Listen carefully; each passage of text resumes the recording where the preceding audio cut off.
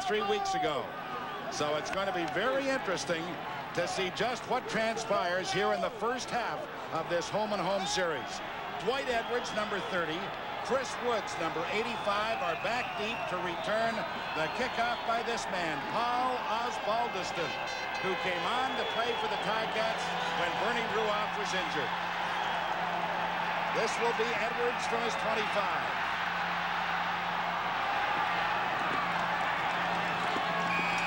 Edwards struggles to the 40-yard line, brought down there by Ralph Schultz, number 67. So the Toronto Argonauts are going to begin this first series of offensive plays from good field position. J.C. Watts must have the big game, but Cedric Mitter is the surprise starter because Willie Miller came down with the flu this past week. Pat, I think really having Keith Baker back in the lineup, of course he played against Montreal last week. I think that's got to help this receiving core. He's a super receiver, runs great routes, and I think he can help out J.C. Watts. J.C. is going to put it up.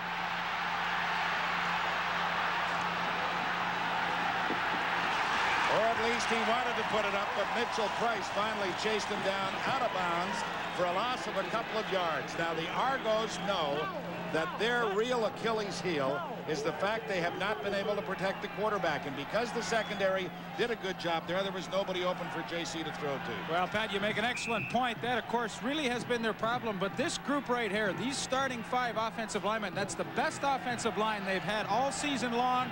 If these guys can't get the job done against this front 4, then they have no chance.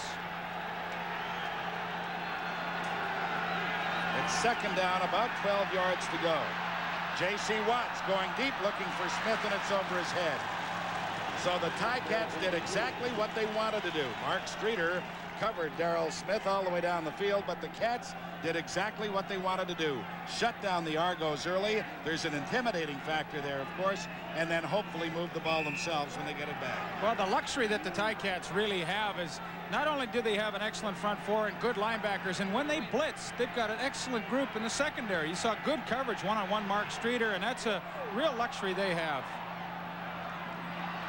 This is Paul Bennett taking Hank Olisic's punt and getting it out to about the 38-yard line.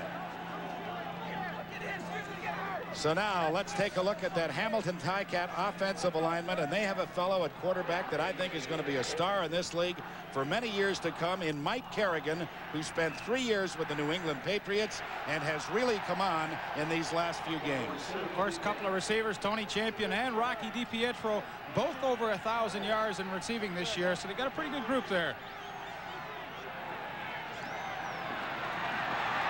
Kerrigan looks. He's got Wayne Lee. Lee has the ball at the Toronto 38-yard line, brought down by Darryl Moyer.